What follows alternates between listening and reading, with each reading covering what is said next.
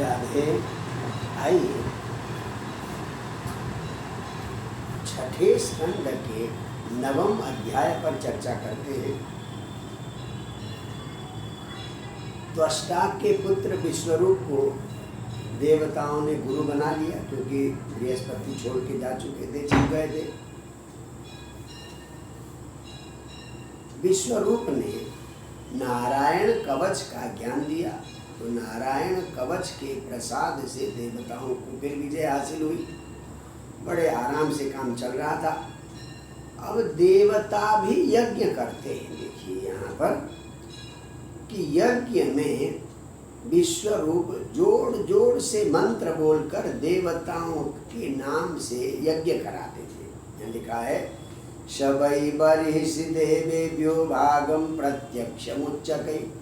देवताओं का भाग तो सबको सुनाकर बड़े जोर से मंत्र बोलकर देते थे और बड़े विनम्रता पूर्वक देवताओं को अपना भाग देते थे, हवन करवाते थे। परंतु असुर उनके मामा थे। अब यज्ञ में असुरों का भाग तो होता नहीं, तो परोक्ष गुप्त रूप से मन ही मन मंत्र बोलकर असुरों के लिए भी स्वाहा करते थे, क्योंकि मामा के प्रति लगाव तो होता है। क्योंकि असुर की कन्या से विवाह किया था त्वष्टा ने, तो ये भांजे हुए, असुरों के दैत्यों के भांजे हुए। तो अब 1 दिन 2 दिन 4 दिन इंद्र को पता चल गया कि भाई मामला तो गड़बड़ है, हमें तो जोर जोर से मंत्र बोल कर देते और चुपचाप जो है गुप्त रूप से असुरों को भी भागत। तो ये तो देवताओं की अवहेलना है। इस प्रकार से तो देवताओं की भी शक्ति बढ़ेगी यज्ञ से और असुरों की भी शक्ति बढ़ेगी, बड़ी समस्या हो गई। तो तत्काल विश्वरूप का सिर काट दिया। किसने?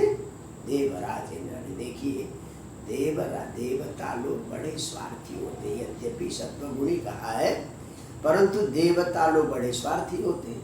तत्काल विश्वरूप का सिर काट दिया। कहा जाता है विश्वरूप के 3 सिर थे। विश्वरूप के कहते 3 सिर थे। तो एक सिर से वो सोमरस का पान करते थे। याज्ञिक लोग बड़े बड़े यज्ञ करके सोमरस का पान करते थे।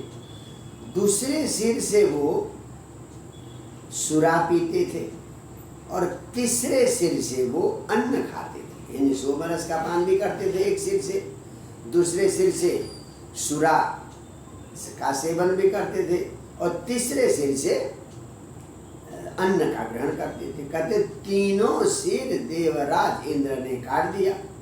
तो जो सोमरस पान करने वाला जो सिर था वो तो कहते कपिंजल यानी पपीहा बन गया, और जो सुरा पीने वाला शराब पीने वाला सिर था वो गौरैया बन गया, कलबिंग बन गया। अच्छा, और जो अन्न खाने वाला सिर था वो तितरी कहते तीतर नाम का पक्षी बन गया। तो इस प्रकार से तीनों सिर काट दिए। और अब जब गुरु बनाया हुआ ब्राह्मण है, गुरु है, ब्राह्मण को मारा तो सीधे ब्रह्म हत्या आ लगी। किसके पास? देवराज इंद्र के पास। तो हाथ जोड़कर ब्रह्म हत्या को देवराज इंद्र ने स्वीकार किया। 1 वर्ष तक तपस्या करने के बाद थोड़ा ब्रह्म हत्या थोड़ी हल्की हुई, तो अपनी ब्रह्म हत्या को 4 जगह देवराज इंद्र ने बांटा है। देखिए लिखा यहाँ भूमि अम्बु द्रुम योषिद्भ्य, यानी ब्रह्म हत्या को 4 हिस्सों में बांटकर 1 हिस्सा पृथ्वी को दी, 1 हिस्सा अम्बु जल को दिया, 1 हिस्सा वृक्षों को दिया और 1 हिस्सा नारी जाति को दिया। बड़ी विचित्र कहानी है यहाँ। तो कहते हैं भूमि को, भाई दूसरे के पाप को क्यों कोई लेगा? पाप आपने किया है, आपका पाप मैं क्यों लूँगा? आपकी ब्रह्म हत्या मैं क्यों लूँगा? तो मुझे भी कुछ लाभ होगा, मुझे भी कुछ फायदा होगा, तो चलो आपकी ब्रह्म हत्या थोड़ी सी मैं ले लूँगा।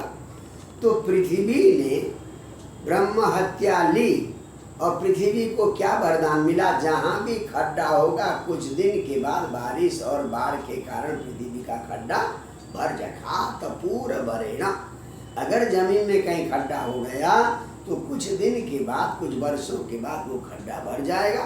तो इस वरदान के साथ भूमि को ये ब्रह्म हत्या का जो है वो दे दिया। अच्छा, अब कहते हैं तो ब्रह्म हत्या का कुछ संकेत जमीन में मिलता है। जो जमीन उर्वरक नहीं होती, ऊसर, जैसे राजस्थान की ऊसर जमीन है जहाँ कोई भी फसल बो तो वो पैदा नहीं होती, तो कहते ई ऋणम, जो ऊसर भूमि है, नहीं बांझ भूमि है, बंजर भूमि है, तो वो इंद्र के हत्या का ही कारण था कि वो भूमि, कुछ भूमि बंजर हो गई। अच्छा साहब, अब आइए अम्बु, पानी को भी एक हिस्सा दिया। तो पानी को एक हिस्सा देकर क्या किया कि पानी के अंदर अपार संपत्ति होगी। रत्नाकर कहते हैं समुद्र को, रत्नों का खजाना। तो अपार संपत्ति होगा तुम्हारे पास, ये वरदान देकर, और वो पानी में ब्रह्म हत्या, क्या बुलबुले और झाग के रूप में ब्रह्म हत्या दिखाई देता है। किसमें? पानी में। अच्छा, अब आइए द्रुम, वृक्ष को क्या दिया? छेद विरोहेण। भाई अगर कहीं छोटा सा छेद हो गया तो कुछ दिन के बाद वो छेद अपने आप भर जाएगा। इस वर से वृक्षों को जो है वो, वृक्षों को ब्रह्म हत्या भी एक हिस्सा ब्रह्म हत्या। तो ब्रह्म हत्या क्या दिखता है? निर्यास, जो वृक्ष के पत्ता तोड़ो या थोड़ा सा खाल काटो तो उसमें से एक द्रव निकलता है, उसको कहते हैं निर्यास। कुछ निर्यास तो बहुत बढ़िया, जैसे आपके जो है गोंद आदि जो होता है ना, वो निर्यासी है।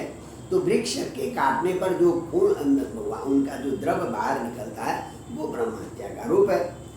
इस प्रकार से। और योषित मनुष्य स्त्री को भी दिया, बोले क्या? शाश्वत काम भरेना, यानी आप में हमेशा काम वासना बनी रहेगी। काम वासना के लिए अलग से कोई प्रयास नहीं करना पड़ेगा। तो इसलिए कहा स्त्रियाम 8 गुणा स्मृता, काम वासना स्त्रियों में 8 गुना ज़्यादा है, ऐसा ग्रंथों का वचन है। आज के युग में तो ये कहना भी अच्छा नहीं है। तो सनिरंतर कामना की इच्छा वरदान देकर, और एक हिस्सा स्त्रियों को दिया। तो स्त्रियों में ब्रह्म हत्या क्या दिखती है? तो प्रत्येक महीना जो रजस्वला होती है, मासिक धर्म मेंशन जो होती है, वो ब्रह्म हत्या का ही रूप है। तो इस प्रकार से यहाँ कहानी में बताया गया है। तो अपने ब्रह्म हत्या को 4 जगह इंद्र ने बांटा। चलो साहब, ब्रह्म हत्या भी टली, तब हुआ। अब समस्या क्या आ गई? उधर त्वष्टा को बड़ा गुस्सा आया। नालायक देवताओं ने मेरे पुत्र को न चाहते हुए भी पुरोहित बनाया और बिना बात के मेरे पुत्र को मार भी दिया। तो उन्होंने यज्ञ किया, त्वष्टा ने यज्ञ किया। इंद्र शत्रु विवर्धस्व, इंद्र को मारने वाला शत्रु प्रकट करो। अग्नि में ऐसा हवन डाला, ऐसा मंत्र बोलकर हवन डाला कि इंद्र को मारने वाला व्यक्ति प्रकट करो। तो एक बड़ा भयंकर जो है दैत्य जैसा प्रकट हो गया। पर यहाँ पर कहते हैं उदात्त अनुदात्त के भेद से, वेद का उच्चारण बड़ा, उदात्त अनुदात्त का बड़ा ध्यान होता है। जोर से बोलना उदात्त होता है, धीरे से बोलना अनुदात्त होता है, समय मन बीज का स्वरित होता है। तो इस प्रकार से उदात्त अनुदात्त में थोड़ा सा अंतर पड़ गया, तो फल भी गलत हुआ। क्या हुआ? इंद्र को मारने वाला की जगह इंद्र के द्वारा मारे जाने वाला पैदा हो, ऐसा अर्थ लग गया। क्रोध में बोल रहे थे ऋषि, तो क्रोध में उदात्त अनुदात्त का थोड़ा सा ध्यान नहीं रहा, तो इसलिए इंद्र को मारने वाले की जगह इंद्र के द्वारा मारे जाने वाले को पैदा करो। तो वृत्रासुर पैदा हो गया। सारा एक दिन में 2 हाथ यानी 4 हाथ बढ़ जाता था। इस मात्रम बपी, एक दिन में 4 हाथ बढ़ जाता, इतना बड़ा हो गया। सारा व्याप्त होने, व्यापनोति इति वृत्र, पूरा फैल गया, व्याप्त हो गया, इसलिए उसको वृत्तासुर कहते। अब वृत्तासुर ने तो जो है देवताओं के नाक में दम कर दिया, बड़ी समस्या है। देवताओं ने उस पर हथियार छोड़े, आप आराम से उनके हथियार पकड़ता और तोड़ के फेंक देता। इतना बड़ा, इतना ताकतवर।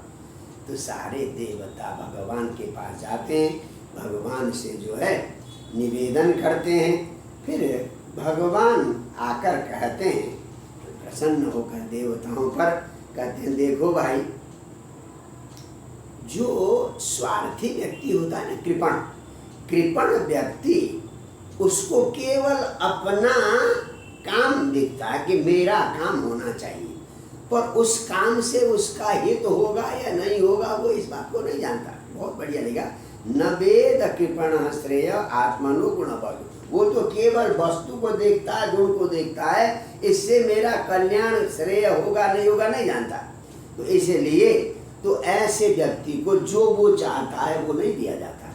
अगर कोई व्यक्ति बीमार है, डॉक्टर के पास गया, वैद्य के पास गया, तो बीमार व्यक्ति जो चाहता है डॉक्टर वो नहीं देता, जिससे उसकी बीमारी दूर हो, उसका रोग समाप्त हो, वो दवाई देगा ना। बीमार कहेगा कि मुझे ये खाना है, तो वो तो डॉक्टर नहीं देगा, वो देगा जिससे उसका रोग ठीक हो। तो इसलिए नराति रोगिणो पथ्यम वांछतो, यानी बेशक बीमार कहे कि मुझे ये खाना है, मुझे ये दे दो, परंतु डॉक्टर वो खाने नहीं देगा। क्यों भाई? उससे तो उसका रोग और बढ़ेगा। तो इसलिए यहाँ भगवान कहते अब तुम्हें मैं जाकर हेल्प करूं, इससे बड़े अच्छा है तुम दधीची ऋषि के पास जाओ और उनसे अपनी हड्डी की याचना करो। बड़े दानी है और ज्ञानी है, तो उनसे, उनकी हड्डी से विश्वकर्मा के द्वारा एक वज्र बनाओ, अभेद्य वज्र बनाओ। उस वज्र से वृत्तासुर का वध होगा। तो दधीची ऋषि के पास हड्डी मांगने के लिए जाने का आदेश देकर भगवान अंतर्धान हो गए। तो यहाँ देखना ये है, एक गुरु के अपमान से विश्वरूप की हत्या हो गई। जल्दबाजी में देवताओं ने, जल्दबाजी बहुत जल्दी है, स्वार्थी व्यक्ति बड़ा जल्दबाजी करता, तो जल्दबाजी में क्या ना विश्वरूप की हत्या हो गई। थोड़ा समझाते बुझाते, ऐसा मत करो प्रभु, तो मान जाते शायद, परंतु बड़ से मार दिया। अब यहाँ एक जीवित ऋषि के पास जाकर प्रार्थना कर रहे हैं कि आप हमारी हड्डी दो, बताइए आपके हमारे पास कोई अगर आए कि आप हमारी हड्डी दो तो दे पाएंगे क्या? कितना कितना असह्य दर्द होता है हड्डी देने में, परंतु देवता एक नंबर के स्वार्थी, उनको केवल और केवल अपना स्वार्थ दिखता है। तो इस प्रकार से अब अगले अध्याय में देवता दधीची ऋषि के पास उनकी अस्थि हड्डी मांगने के लिए जाएंगे। तो जय जय श्री राधे।